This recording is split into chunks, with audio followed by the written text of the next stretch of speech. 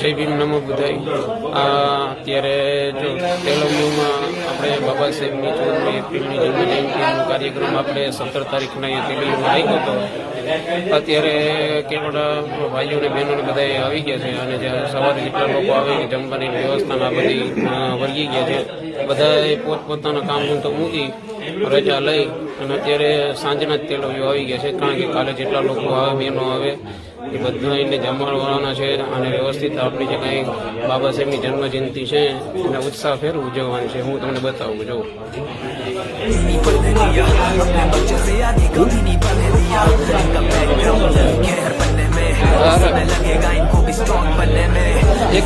तो ये पॉलिटिकल बातें हैं, असली मुद्दे इन्हें नजर ही नहीं आते हैं. मुझको पैसों से ही सीट मिल जाती है, मुझ पे पढ़ने के लिए बुक्स भी नहीं आते हैं. I appeal for a system change, नियम चेंज जो है क्या